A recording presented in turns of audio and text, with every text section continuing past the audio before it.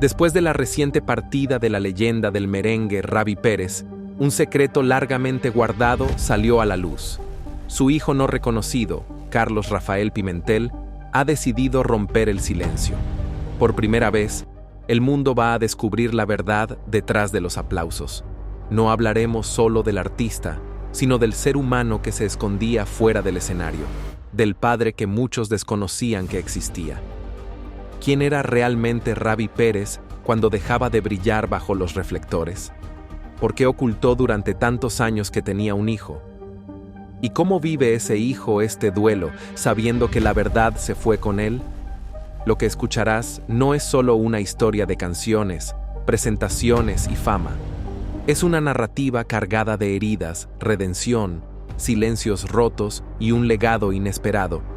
Y sí, hablaremos del muchacho llamado Roberto Antonio Pérez Herrera. Aquel que no soñaba con cantar, sino con llegar a las grandes ligas. Hasta que un hecho trágico cambió su rumbo por completo. Un accidente lo obligó a abandonar el bate y el guante para abrazar el micrófono. Pero lo que nos trae hoy va más allá del músico.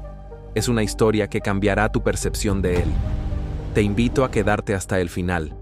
Lo que estás a punto de descubrir puede modificar para siempre la imagen que tienes de Rabby Pérez. Wilfrido Vargas, a quien agradezco infinitamente sus enseñanzas, fue quien lo vio crecer en la música. Pero lo que nadie sabía es que Rabby tenía una voz aún más fuerte fuera del escenario, la de su humanidad. Yo soy Carlos Rafael, y aunque muy pocos lo sabían, soy el hijo que Rabby jamás presentó en público. Y ahora que ya no está, siento que llegó la hora de contar lo que viví, lo que presencié, lo que callé. Detrás del ídolo, existía un hombre con dolores profundos, con cicatrices que nadie veía, con una tristeza que arrastraba en silencio. Recuerdo cuando me confesó algo que me marcó para siempre.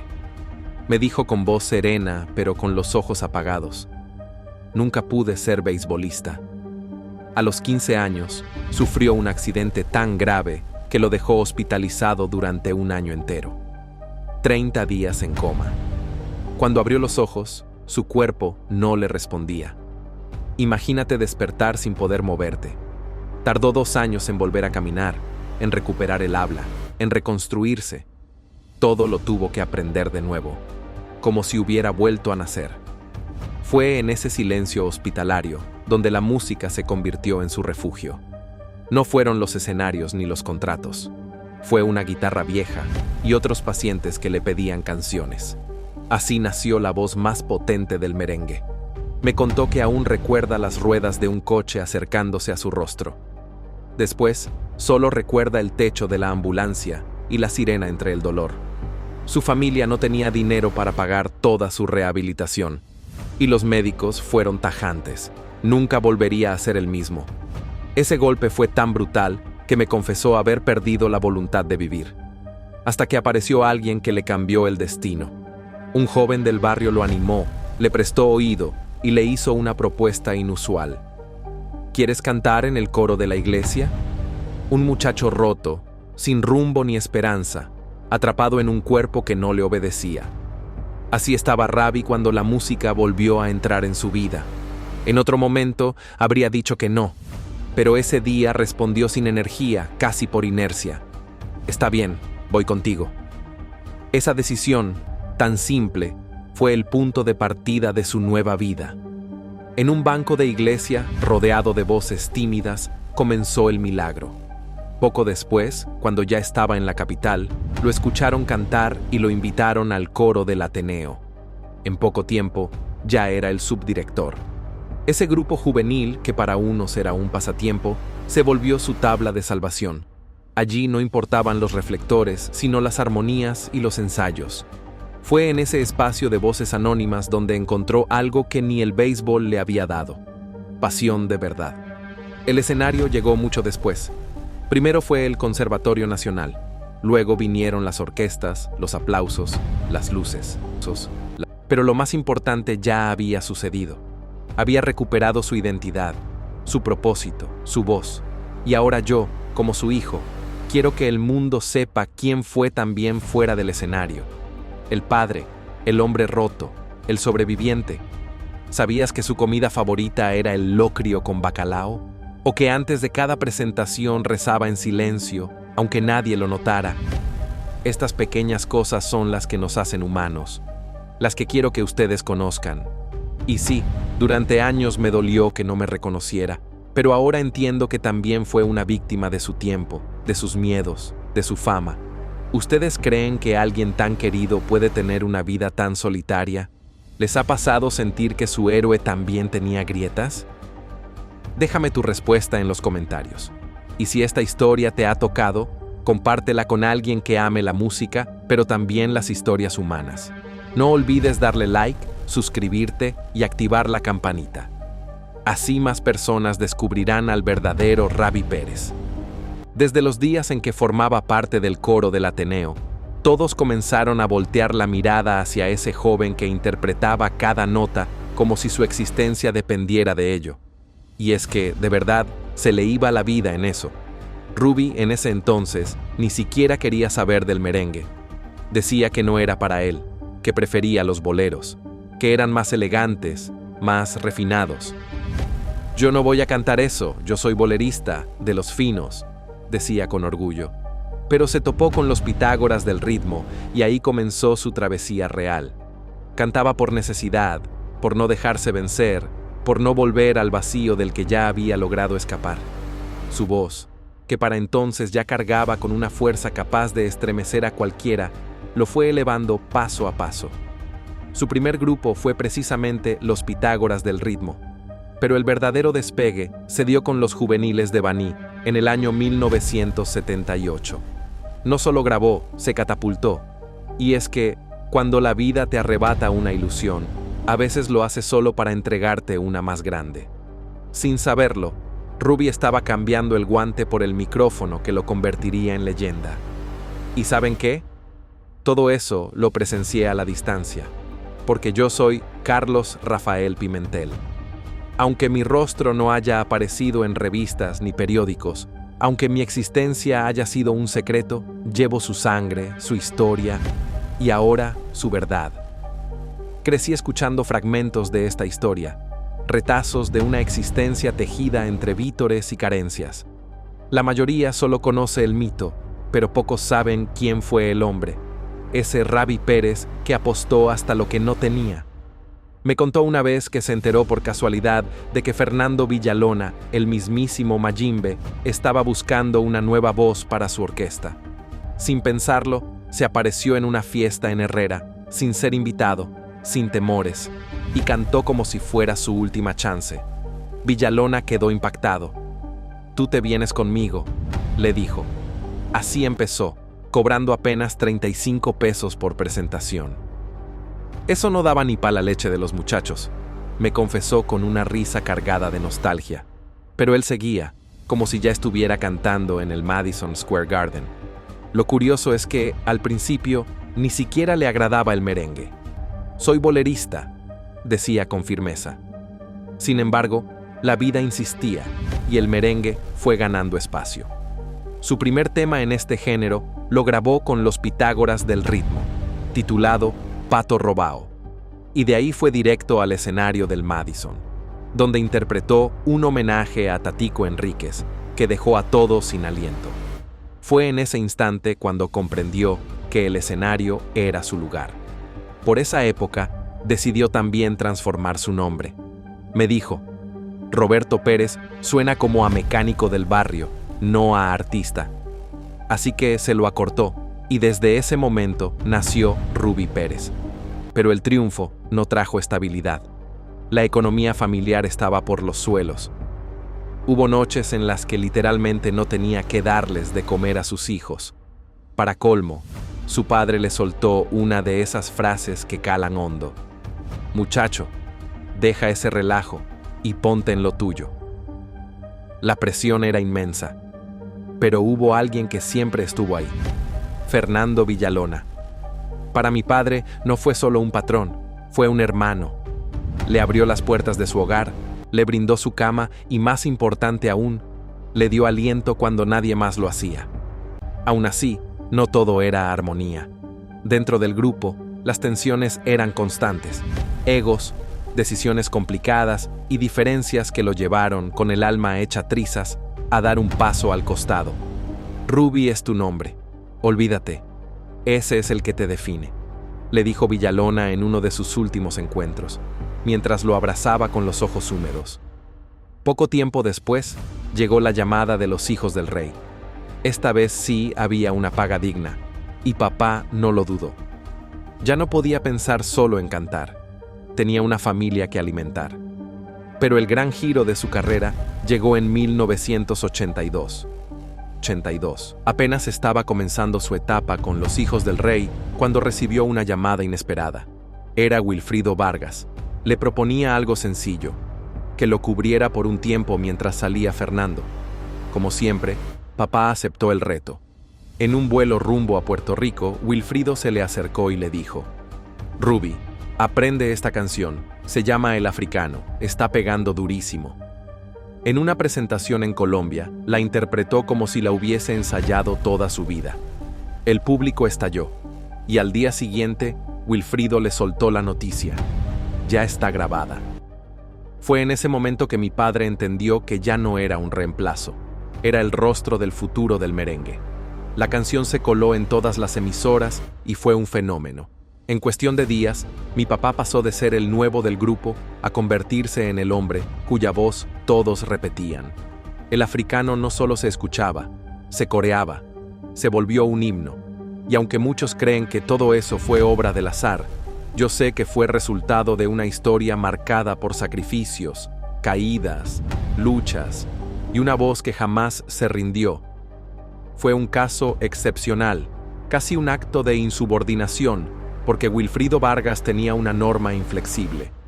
Un solo tema por vocalista, nada de figuras que se sintieran superiores al conjunto.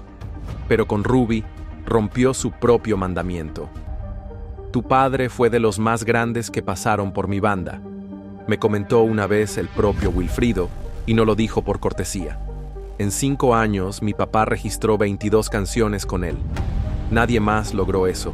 Era una máquina imparable. Su energía en el escenario era fuego vivo. Pero como todo en esta vida, lo que sube también tiende a tambalear, porque no todo era gloria, ni luces resplandecientes. La fama desgasta, el cuerpo se fatiga, el espíritu se resiente. Luego de una gira agotadora, mi padre estaba extenuado. Llevaba días sin pegar ojo, sin ver a sus hijos. Solo deseaba un respiro, un momento para reencontrarse con su humanidad, no solo ser la voz de un show. Se acercó al maestro con humildad, con el alma en la mano. Maestro, necesito regresar a mi hogar. Acabamos de llegar y no he abrazado a mi familia. ¿Y saben qué le contestó Wilfrido? Tómate tu descanso, pero sin fecha de retorno. Así, sin escenas ni despedidas. Ese fue su último día en la orquesta. Llevaba apenas 200 pesos en los bolsillos y un camino incierto por delante. Le arrebataron el micrófono, pero no pudieron quitarle su canto. Y como en toda buena historia, justo cuando parece que todo está perdido, el destino saca una carta inesperada. Mientras él seguía en casa, confundido sobre su porvenir, ocurrió algo impensado. Imagínate el momento. Yo, entre lágrimas, recogí lo poco que teníamos y me fui sin recibir respuesta. Esa noche, la esposa de Bienvenido Rodríguez, sí, el creador de Karen Records, regresaba de un viaje desde España. Traía consigo un disco y una canción que olía a éxito. La ofrecieron primero a Jorge Gómez, luego a Charly Aponte y después a Eddie Herrera. Ninguno la aceptó, hasta que alguien propuso: ¿y si se la damos a Ruby? Y ahí, mi gente, volvió a encenderse la chispa. Lo que vino después es ya parte de la leyenda, pero también de una historia íntima que solo yo puedo contar. Si hay un tema que cambió el rumbo de la vida de mi papá, fue Volveré. Lo curioso es que al principio no quería grabarla. Tenía dudas, no estaba convencido. Fue el maestro Ramón Orlando quien lo presionó. Serás mi estrella si confías en mí. Por su insistencia, mi padre aceptó. Y escucha esto. Cuando lo llamaron para grabar en el estudio, me confesó que estaba exhausto, afónico de tanto cantar. Dijo algo como: ¿Cómo voy a grabar así? No tengo voz. La respuesta fue sorprendente. Tranquilo, lo haremos al revés.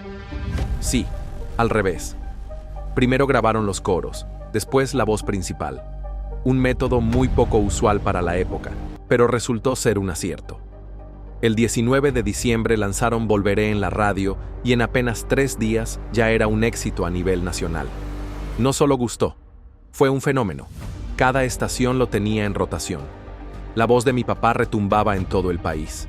Como era de esperarse, Wilfrido reapareció, impactado por el triunfo del tema, y fue a buscarlo. Pero puso una condición. Ese tema no va en tu disco, dijo, porque Volveré no le pertenecía. Era de Ramón Orlando y del sello Karen Records. Ahí comenzó el conflicto. La tensión entre Wilfrido, Bienvenido Rodríguez y mi padre alcanzó su punto máximo. Como diría mi bisabuela, la cosa se puso más que fea. Wilfrido se fue con una disquera venezolana, sonográfica, e intentó llevarse a mi padre con él. Pero se llevó una sorpresa desagradable. Mi papá ya tenía contrato firmado con Karen Records. Legalmente, no había forma de moverlo. Bienvenido Rodríguez no perdió tiempo. Le puso el contrato sobre la mesa y llamó al maestro Sonny Ovale para producir el primer álbum solista de Ruby Pérez. Más que un simple cantante, mi padre era un artista que había transformado su voz en un instrumento. Así nació Buscando tus besos en 1986, un disco cargado de merengues inolvidables como Dame veneno, Contigo, y claro, el tema que le dio nombre al álbum. Pero escucha bien, mi padre jamás ha renegado de su tiempo con Wilfrido. Me lo ha dicho muchas veces. Fue una etapa dura, pero formativa. Wilfrido no dirigía una banda, formaba guerreros. Era estricto, meticuloso. Un ensayo con él era más parecido a un entrenamiento militar. Ahí aprendió lo que significaba tener disciplina, entender el verdadero profesionalismo. Y por más dolorosa que haya sido aquella frase, vete a descansar indefinidamente, esa herida fue la que lo catapultó a otro nivel. Porque Volveré no fue solo un sencillo, fue su renacimiento, el punto exacto donde dejó de ser corista para convertirse en el alma de un género. Se transformó en un ícono. Aunque yo era un niño, esas palabras siguen resonando en mi mente porque mi padre las recuerda como si las hubiese escuchado el día anterior. Ramón Orlando lo observó con determinación y con una sonrisa que no dejaba lugar a incertidumbre, le soltó. Ruby, ya lo conseguimos, estás en la cima. Te voy a crear tu propio grupo y te vas a llenar de dinero. Y no fue una exageración, fue una visión que se materializó. Lo que parecía un simple sueño alimentado por el furor de Volveré se convirtió en el punto de partida de la leyenda que hoy muchos aplauden, sin imaginar todo lo que tuvo que atravesar. Fue ahí, en ese preciso instante, donde mi padre se templó, donde desarrolló una piel de acero, una tenacidad incansable y un sentido artístico que influenciaría a toda una generación de intérpretes del merengue. Pasado el tiempo, sintió el deseo de rendir tributo a esa etapa. Por eso, lanzó un disco poco conocido como Merece, Vida, Canción y Suerte, una especie de bitácora sonora, un homenaje profundo a aquellos años de pasión, ovaciones y cicatrices. Siempre ha hablado con profundo respeto de Wilfrido. Adolfo Vargas fue clave en mi formación, afirma con los ojos brillosos. Porque sí, fue una etapa dura, pero también una gran escuela. Wilfrido no solo dirigía músicos, moldeaba guerreros. Era riguroso, demandante. Ensayar con él era como un campo de entrenamiento. Fue ahí donde papá aprendió lo que significaba la entrega, la constancia. Y por más doloroso que haya sido aquel tómate un descanso indefinido, esa herida fue justo lo que lo catapultó. Porque Volveré no fue solo un sencillo más, fue su resurrección, el punto de inflexión donde dejó de ser un simple corista para transformarse en leyenda. Pero no todo fue glorioso. La industria, mi gente, suele tener poca memoria. Hoy te celebra, mañana te ignora. Papá siempre ha sido claro con eso. Cuando Juan Luis Guerra firmó con Karen Records, el panorama cambió radicalmente. El fundador del sello, Bienvenido Rodríguez, se fascinó con el nuevo talento y, sin pensarlo mucho, dejó a los demás en segundo plano. Nos relegaron. Nos olvidaron, confesó mi padre en una entrevista. Esa decepción lo llevó a tomar una decisión drástica: abandonar su tierra. ¿Cómo puede un artista exitoso, con éxito sonando por todas partes, irse del país sin dinero y sin rumbo? Yo aún me lo pregunto. Pero él lo hizo, con los bolsillos vacíos, pero con una fe encendida, sin contactos, sin respaldo, sin promotores, solo con su voz y las ganas inmensas de no rendirse. Me sentía flotando, dijo una vez. Si no actuaba, no ganaba. Si no ganaba, no me escuchaban. Así que tomó una decisión valiente: buscar un lugar donde sí tuviera oportunidad. Se fue sin mirar atrás, cruzó fronteras y empezó desde cero, como si nunca hubiese tenido un tema en la radio. Armó su propia agrupación. Esta vez, no era el suplente de nadie, ni un relleno en una orquesta. Era Ravi Pérez siendo él mismo. ¿Y qué crees? Fuera de la isla, lo recibieron con los brazos abiertos. No solo lo conocían, lo admiraban. Su carrera fuera de República Dominicana explotó. Desde entonces, ha lanzado álbumes que se convirtieron en la música de fondo de bodas, fiestas, despedidas y borracheras. Simplemente amor, ojos, amores extraños. Y más de 2 décadas después, regresó con fuerza. Está volviendo a conquistar territorios como Colombia, donde llevaba tiempo sin hacerse sentir con fuerza. Todo eso lo logró después de que lo consideraran superado, después de que lo dejaran en la sombra por una cara nueva. Y yo, que fui testigo de su renacer, que viví sus ausencias, lo puedo decir con orgullo. Mi padre no solo regresó, mi padre jamás se fue. Un día me lo dijo, con esa chispa en los ojos que solo le brota cuando está lleno de inspiración. Voy a sacar un nuevo disco y voy a volver a Colombia con temas nuevos. Y no lo dijo como quien lanza una idea al aire. Lo dijo como alguien que está listo para volver al ruedo con fuerza. En esta industria, o te mueves con la tómbola o te traga el olvido, agregó. Y créeme, mi padre no está en esto por nostalgia. Él sigue creando, componiendo, produciendo, sosteniéndose como un pilar vivo del merengue. Pero detrás de todo ese brillo escénico, existe una historia que muy pocos conocen. Una historia que yo, como su hijo, he vivido de cerca, con cada paso. Papá nació un 8 de marzo de 1956 en un rincón humilde llamado Aina, en la República Dominicana. Lo crió su abuela materna, una mujer de carácter fuerte que en realidad fue su madre del alma. Su padre, un chofer de transporte público, estuvo presente, pero el calor de hogar lo dio esa abuela de acero que lo formó entre regaños, caricias y platos de arroz con habichuelas. Y te voy a contar algo que me dejó frío la primera vez que lo escuché. El día que por fin iba a conocer a su madre biológica, fue atropellado por un vehículo. Justo ese día. El destino le lanzó un giro inesperado, un accidente terrible que casi le quita la vida, y que sin saberlo, lo iba a llevar directamente a la música. Desde niño fue inquieto, tremendo, apasionado por el béisbol, enemigo natural de los cuadernos. Él mismo lo dice con picardía: mi abuela no sabía leer, así que nunca pudo comprobar si hacía la tarea o no. Y no fue solo la música la que le marcó el camino, el amor también. ¿Y de qué manera? Desde los 12 años ya estaba profundamente flechado por una jovencita llamada Inés Lizardo. Lo que empezó como un romance de adolescentes terminó convirtiéndose en una travesía de casi 5 décadas juntos.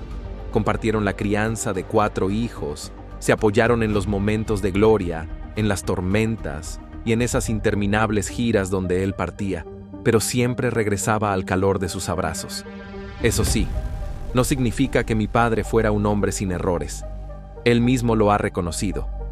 En total, tuvo 7 descendientes, 5 mujeres y 2 varones. Yo soy uno de esos, uno que llegó fuera del matrimonio. ¿Y sabes qué fue lo más impresionante? Que Inés, su esposa, lo entendió. Aceptó a sus hijos fuera del hogar con la grandeza de una mujer extraordinaria, con la entereza de una verdadera compañera de vida, con la fuerza de una guerrera. Pero la vida a veces arrebata lo que uno más ama sin previo aviso. Y eso fue lo que sucedió. En el año 2022, Inés partió de este mundo. Aunque papá siempre procuró estar cerca, muchas veces el destino lo tenía lejos, entregado a su público mientras en casa su familia sufría en silencio. Ocurrió con la muerte de su abuela, con la partida de su madre y nuevamente con Inés. Siempre lo sorprendía la tragedia en medio de un escenario, cantando, entregando todo, mientras la vida se le desgarraba lejos de casa.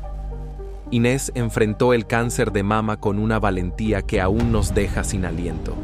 Y aunque mi padre deseaba quedarse a su lado, fue ella misma quien le pidió que no abandonara la música. «No dejes tu carrera por mí», le dijo. Pero todos sabemos que desde ese momento, algo en él se quebró para siempre. Desde que ella se fue, su canto ya no suena igual. Su voz lleva un peso distinto, más profundo, más dolido, más real. Por eso este nuevo álbum no es solo un regreso a Colombia, es también un reencuentro con su esencia. Porque detrás del ídolo hay un ser humano. Detrás del nombre hay un alma herida. Y yo, que soy su hijo, puedo decirlo sin titubeos. Lo que ha aportado al merengue es enorme, pero lo que ha soportado por amor es algo que va más allá de cualquier reconocimiento. He visto a mi padre derrumbarse por dentro, pero nunca lo vi tan devastado como el día que se fue Inés. Lo de su madre fue duro, lo de su padre también. Pero perder a Inés fue como si le hubieran arrancado el alma sin anestesia. Así me lo confesó una vez, con los ojos perdidos en la nada. Inés era todo. Estuvimos juntos desde que teníamos 12 años, una vida entera. ¿Entiendes lo que eso significa? Pero lo más importante ya había sucedido. Había recuperado su identidad, su propósito, su voz. Y ahora yo, como su hijo, quiero que el mundo sepa quién fue también fuera del escenario. El padre, el hombre roto, el sobreviviente. ¿Sabías que su comida favorita era el locrio con bacalao?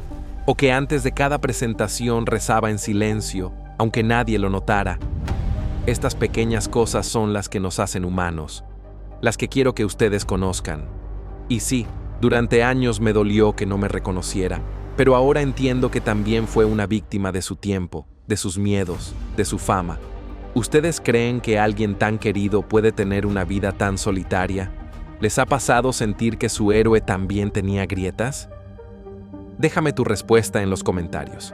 Y si esta historia te ha tocado, compártela con alguien que ame la música, pero también las historias humanas.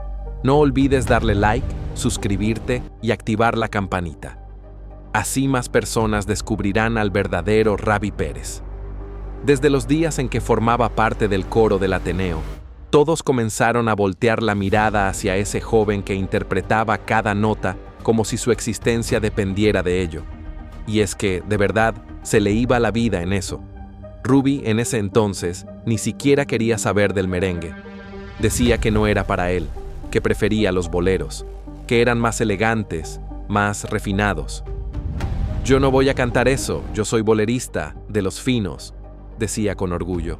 Pero se topó con los Pitágoras del ritmo y ahí comenzó su travesía real. Cantaba por necesidad, por no dejarse vencer, por no volver al vacío del que ya había logrado escapar. Su voz, que para entonces ya cargaba con una fuerza capaz de estremecer a cualquiera, lo fue elevando paso a paso. Su primer grupo fue precisamente los Pitágoras del ritmo, pero el verdadero despegue se dio con los juveniles de Baní en el año 1978. No solo grabó, se catapultó. Y es que, cuando la vida te arrebata una ilusión, a veces lo hace solo para entregarte una más grande. Sin saberlo, Ruby estaba cambiando el guante por el micrófono que lo convertiría en leyenda. ¿Y saben qué? Todo eso lo presencié a la distancia, porque yo soy Carlos Rafael Pimentel. Aunque mi rostro no haya aparecido en revistas ni periódicos, aunque mi existencia haya sido un secreto, llevo su sangre, su historia y ahora su verdad. Crecí escuchando fragmentos de esta historia, retazos de una existencia tejida entre vítores y carencias. La mayoría solo conoce el mito, pero pocos saben quién fue el hombre, ese Ravi Pérez que apostó hasta lo que no tenía. Me contó una vez que se enteró por casualidad de que Fernando Villalona, el mismísimo Mayimbe, estaba buscando una nueva voz para su orquesta. Sin pensarlo, se apareció en una fiesta en Herrera, sin ser invitado, sin temores.